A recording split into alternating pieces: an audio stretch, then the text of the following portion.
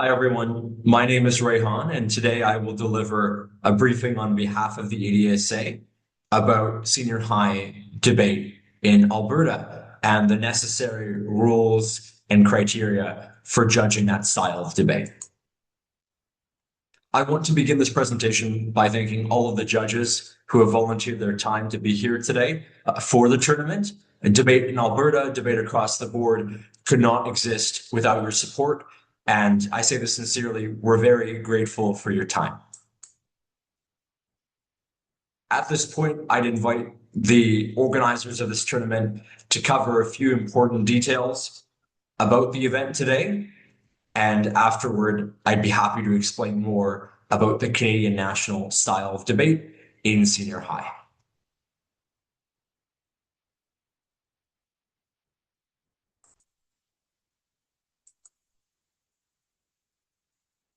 So this presentation will cover 4 different talking points that will train all of you to be great judges. The first is debate style. The second is the role of each team in debate.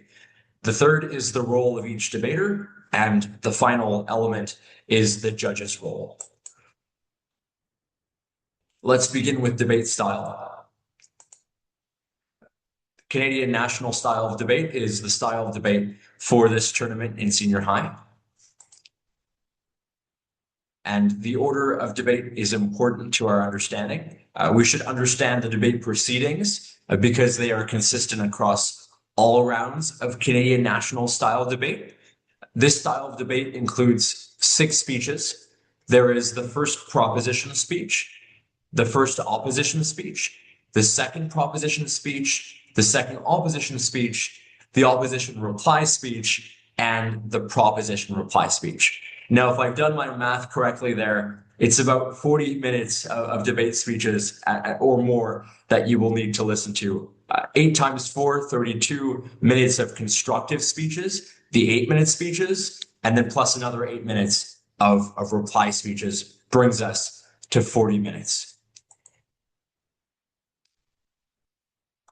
So your rooms will look like this. You'll have 2 teams consisting of 2 speakers respectively. There is the proposition or the government team to the right of the moderator or the chair and the judges panel. And then there's the opposition team to the left of the moderator, chair, and judges panel. Okay, we'll talk about the role of each team in Canadian national style debate. Now, the proposition team has a few different responsibilities, the first of which is to propose a motion or a topic. This is the question we are debating in our round. They also have the responsibility of defining the terms of the motion or the topic. For example, if the topic was, "This House would punish student bystanders for failing to stop bullying," the proposition team might want to include what it means to punish. What are student bystanders? And what is the condition or the situation of failing to stop bullying? The proposition team has the responsibility of giving fair definitions that allow for a fair and informative and engaging debate. Judges, your responsibility likewise is to watch out for slandered or skewed or biased definitions or possible debates where we only talk about the definitions. That really wouldn't be a fun debate for anyone to watch. And the proposition team has the responsibility as well to give reasons to pass or support the motion or the topic. Their job is to convince you that the policy or the topic they are proposing as team proposition is best fit for the world as we know it. Now, on the flip side, the opposition team has the job or the responsibility of opposing or rejecting the topic. And if necessary, they can counter definitions, provided that those definitions were unfair or biased by the team proposition. Themed resolutions give room for open definitions. You might receive a topic that could be defined in different ways. And in that case, it's important for both teams to come to a conclusive understanding of the topic that we are debating. And as judges, you should look for that level of clarity in both teams, particularly the proposition team. The opposition team has the flip responsibility of giving reasons against passing the motion, giving reasons for why we should reject the topic of team proposition. And in this style of debate, the opposition can theoretically win by proving that the proposition has not proven their case. The burden of proof, as we call it in debate, the responsibility or the weight on the shoulders of a team is really placed on team proposition to tell you why the world should change to adopt the topic we're debating. If the opposition can prove that that topic or that question or that policy is not necessary or not fit, then they will win the round. But it's important, regardless, for both teams to give reasons in favor of their perspective, so in favor of passing the topic, in favor of rejecting the topic, but also to give reasons in clash or refutation or in contrast to the arguments of the other team. We're going to move on to the role of each debater. Each speaker has different responsibilities. First proposition, they are the speaker who kicks it all off, who gets the show on the road. They will state the resolution, they will define the terms and present a model if needed, and I'll speak more about a model in a moment here. Ideally, we will hear simple layman's terms from the proposition, nothing that is complicated, nothing that is unclear, nothing that is convoluted. At the end of the first proposition speech, you should know exactly the topic all teams and all debaters are discussing in the round. First proposition will outline their arguments or their pillars. Usually they present two arguments and pillars. They will construct arguments with cited evidence. Cited evidence doesn't look like using APA or MLA style of citation in the speech. It just means using examples when possible from the real world or from lived experiences to propose the topic and to give you reasons as to why we should support that. It's always a good idea to give Canadian examples and when and where possible, international examples as well. The first proposition will accept POIs. POIs are points of information. They look like an interjection in the form of a question or a statement from the other team. And I'd also note that the burden of proof usually falls on the proposition to persuade you to adopt the topic and to support the topic. I mentioned I'd speak about models. Here's the slide about models. Models are plans that are used to determine how the team is going to take the action they are advocating. They're not always necessary. They are useful in defining the pragmatics of the case. They do not need to address funding, timelines, legislative information. They only deal with how, in an ideal world, the government proposition would follow through. So, for example, let's say my topic was this House supports a sin tax. A sin tax is a tax the government levies on problematic goods. So, for example, cigarettes, if the government believed that cigarettes were harmful to the population and they wanted to take policy action against that. And a sin tax, if I was the first proposition speaker, I would mention that it could be 10% of the price of a cigarette, and all of those funds and the revenue generated from the sin tax would be used to fund anti-cigarette awareness campaigns or PSAs, and some of that money as well could be used to fund hospital services to look after chain smokers or smoking addicts or cigarette addicts. But those are some broad details we can talk about in the model. It doesn't need to address like specific funding, timelines, legislative information. The model is really what is your plan to implement this policy in the world at large? Moving to first opposition. So first opposition, they are going to restate the resolution and clarify any different terms if they're unclear, if necessary. They will respond to the definition of the term. So 99% of the times, those terms will be accepted and the debate will go on.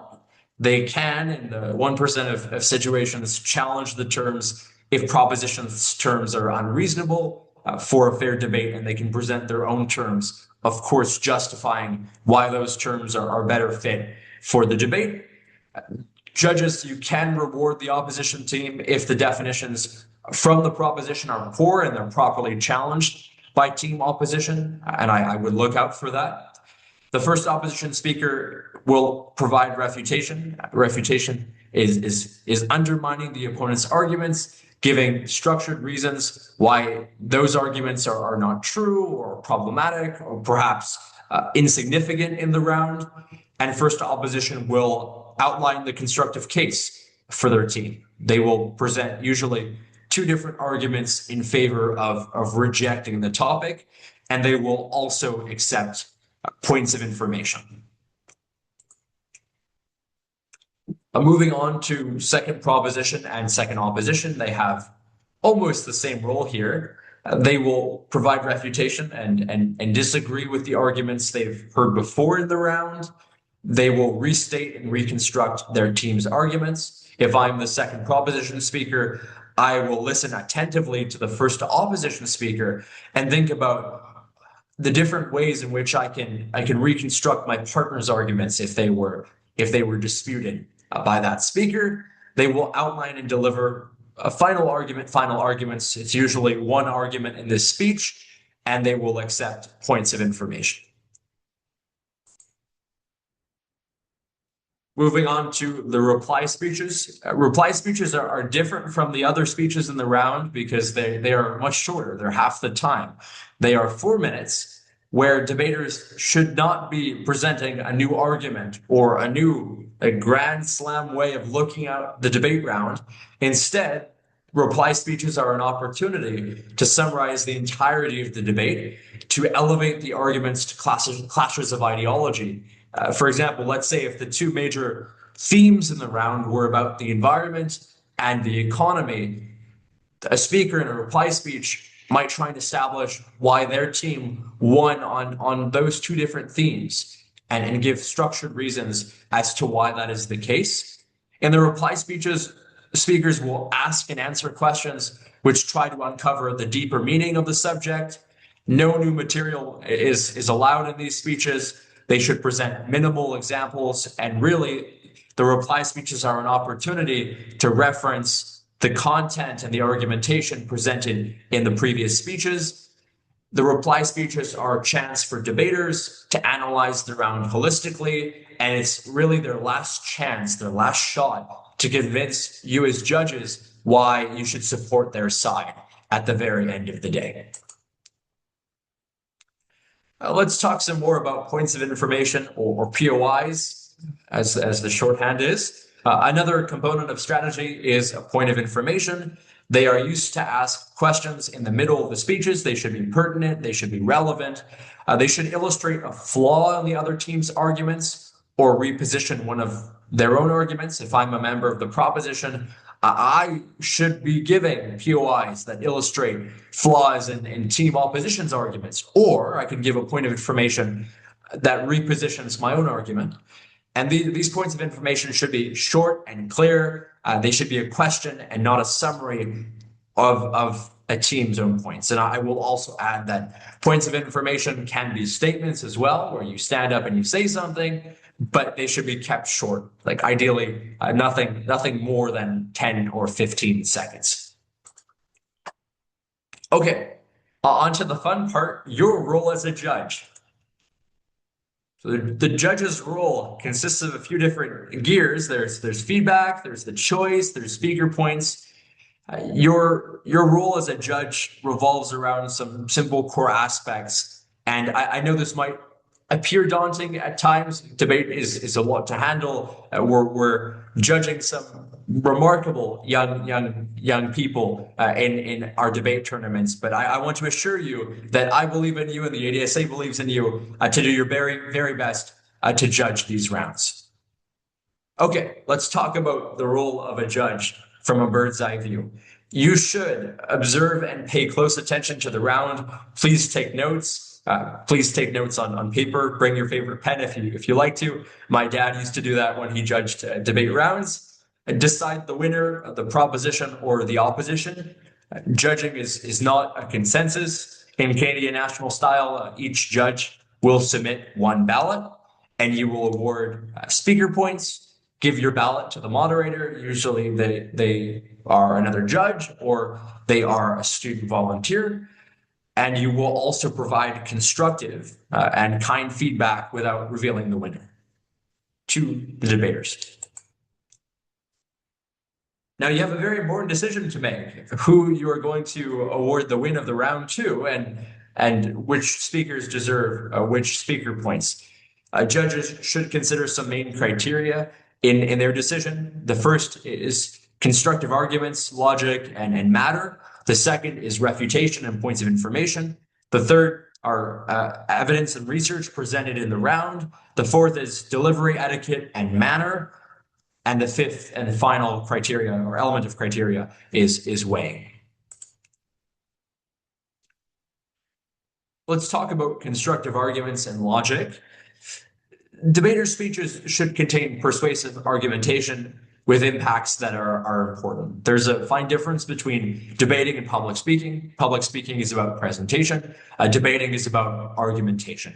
The reason why we're having the debate and the reason why you're a judge is these teams, these two teams in this style of debate, they are working as hard as possible to convince you why you should adopt their perspective.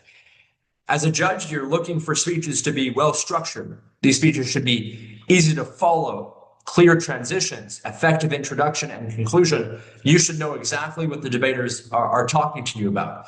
Speeches should be well explained with cause and effect relationships. If they're telling you that a ban on smoking will improve societal health, they're going to have to explain to you why that is the case.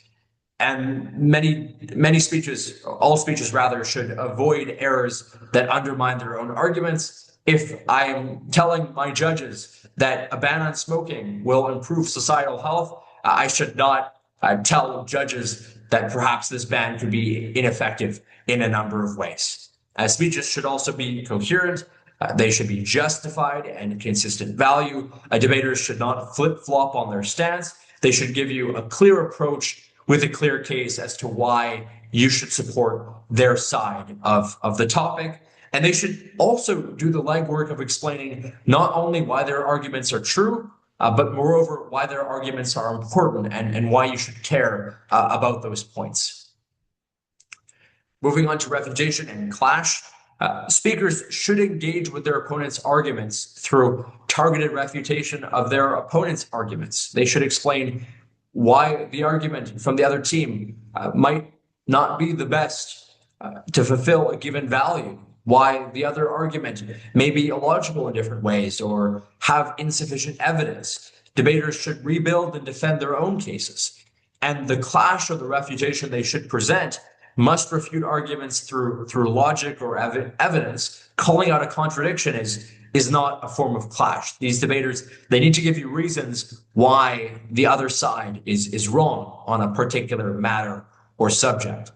And as a judge, you should keep track of successfully refuted or disproven arguments. You can use a flow chart where you write down on a double-sided sheet of paper the arguments of the proposition team and the responses of the opposition team. And then on the flip side, the arguments of the opposition team and the responses of the proposition team. You're really looking for that level of engagement. Points of information, we want to hear debaters speak to one another. That's what makes it a fun round and entertaining to judge. We want to see interjections in the form of a question or statement from the other team during a speech. Speakers must engage with their opponent's arguments by strategically offering and responding to points of information. Debaters should not only be preemptive and try to present arguments that are strong and deal with clash or refutation before it's presented, but they should also be willing to roll with the punches, take the hits, and defend their case as they best see fit. These points of information should be purposeful and effective. It's not a game of whack-a-mole, not like the arcades. We want debaters to give POIs or points of information. Often there's a rule: give two, take two, receive 2 points of information in a speech, give 2 points of information in a speech. That's great, but that rule is also flexible. I will also highlight that points of information are not allowed during the first and the final minutes of the speeches, and no points of information are allowed during rebuttal speeches. Debaters may accept, reject, or hold a point of information. If I'm in the middle of my sentence, I might say, I'll take this point of information in a moment, I'll finish my sentence, and then I'll deal with the point of information. Evidence and research. We're looking for arguments as judges, arguments that are supported with anecdotes or researched evidence. An argument without evidence, without analysis, grounded in the real world, it carries no weight. The evidence must be relevant to the arguments presented as well. If I'm giving an argument, what I say should really back that argument up. The evidence reflects the speaker's strong understanding of the motion and its context, and credit should be given for thorough and relevant research, whether it's examples or statistics, perhaps in a prepared round of debate where debaters have the topic well in advance, and if it's an impromptu round of debate where debaters only have 15 minutes to come up with their best shot at a case, then in that case, judges, you should credit the examples and the analysis they're able to develop given that time constraint. Accuracy is important. If a debater tells you that the sky is green, obviously that is incorrect, and it should be discredited in your judging and in your evaluation of the round. You are allowed to deduct points if the opposing team recognizes that a piece of evidence is false. So if proposition gets up and tells you the sky is green, and opposition says, well, no, the sky is blue, look at the window, then in that case, you're able to penalize the proposition and reward the opposition. But I will say that you're going to be judging very, very competent young individuals who have researched, who do read the news, who take an interest in this activity. So in most cases, it won't boil down to teams giving you the truth or lies. It will depend on the team that is best able to give you a compelling and persuasive case to adopt their side of the topic. Next, there's delivery, etiquette, and manner. Debate is about argumentation. Part of argumentation is the use of rhetoric, poise, and an intentional use of voice for emphasis and enunciation. The debaters have the role of persuading you, and they should engage you in a way that will forward their case. You are looking for an effective use of gestures, eye contact, humor, even a little bit of drama to make it interesting, depending on the situation where appropriate. And finally, as debaters, as judges, we're all looking for respectable and respectful rounds of debate where we treat each other, despite our own differences and despite our different perspectives, with a level of humility and responsibility and respect. There's also a weighing. Weighing might seem like a daunting term, but really it's the critical process of comparing competing arguments to show why one's impacts are more important than their opponents. Weighing is used to persuade the judge to prioritize specific metrics or specific fields that perhaps might be the fields of magnitude versus probability to win the round, even if the opponent's arguments are also valid.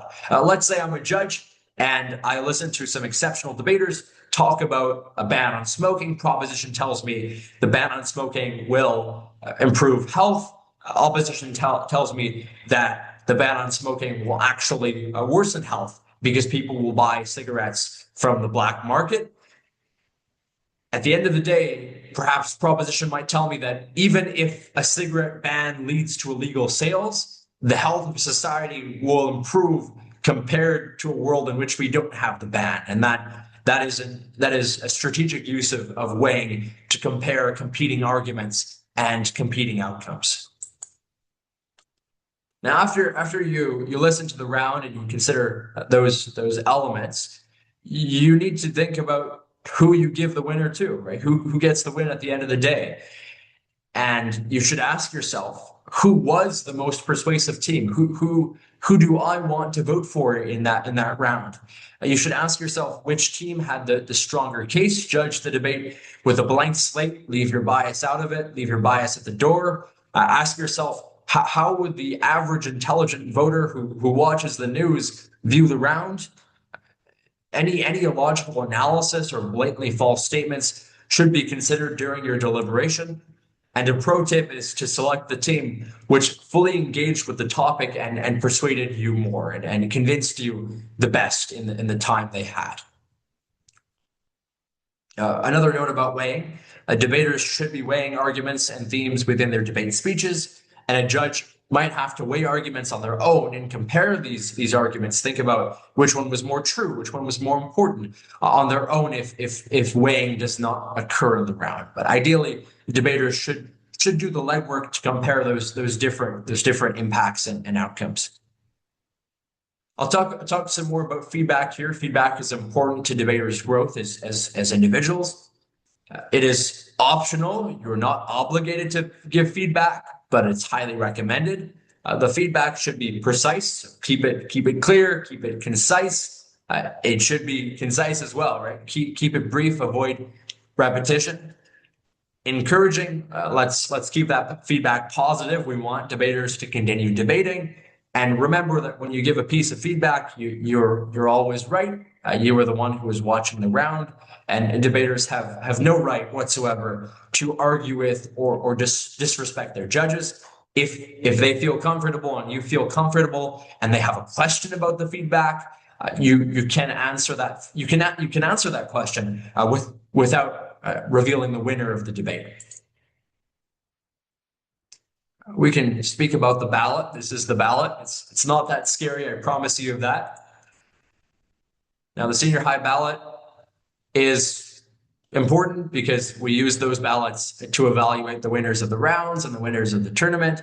Go ahead and write all identifying information in the ballot below, and also write all the identifying information for each of the teams and speakers on the lines below. Write those names as they appear in the draw and the tabbing software. If you're using TabbyCat, for example, then you should write all of the information that's on the TabbyCat and matches exactly what you see in the draw or the pairings for that given round.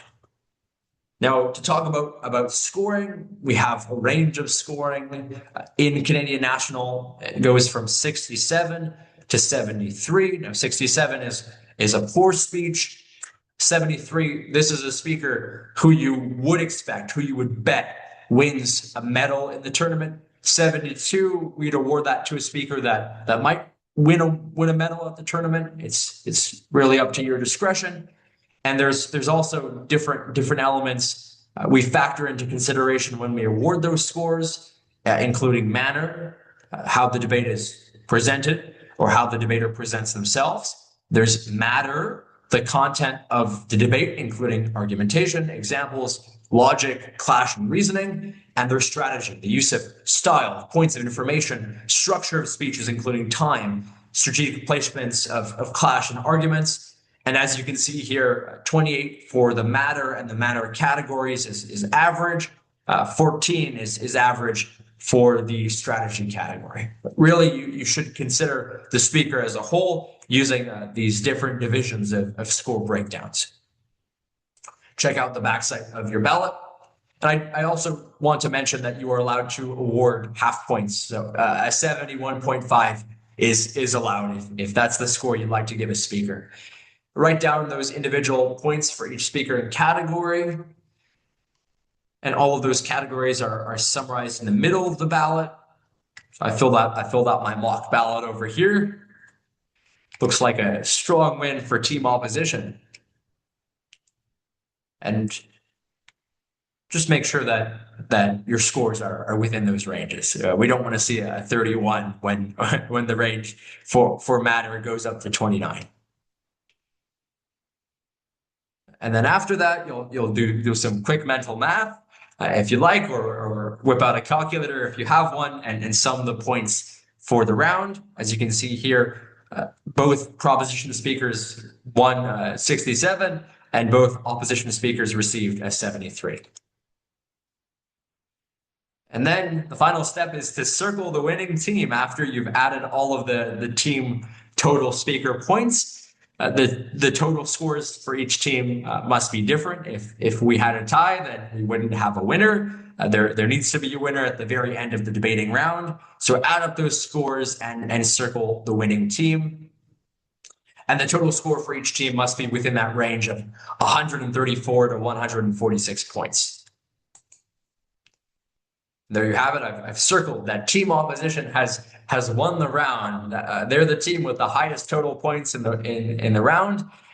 And I will reiterate that ties may not occur if it's a very, very tough round. You don't know who to award the round to, then you should award that round to the opposition. Give a half point to each speaker on team opposition if you feel that round was a tie. As I mentioned at the very beginning, proposition has the burden of proof to tell you why a change ought to happen in the world, why you should support the policy they are proposing. If they can't do that, unfortunately, they are not the team that deserves the win in the round. Now, there are different styles of judging. There's independent judging, where each judge submits a ballot independently without discussion. This is the format for Alberta's regional and provincial debating championships. There's conferral judging, where judges discuss the round and submit their own ballots without disclosing scores to each other. And there's consensus, where judges and the chair, the head judge, they work together to submit one ballot for the round after discussion. But the style that we are working with today and at your tournament is the independent style of judging. Some final considerations. I sincerely appreciate your time listening to me talk about Canadian national style debate. Be impartial, act on what is presented, walk into these rounds with a clean slate and a clear state of mind. If you personally know a debater in your room, that's a conflict of interest, notify a coach or organizer and you will be removed and moved to a different room. And individual adjudication only. Judges should not discuss their ballots decision with other judges. Keep it low key, keep it under the wraps. Make your decision, call the shot, and just be happy that you've witnessed an exceptional round of debating.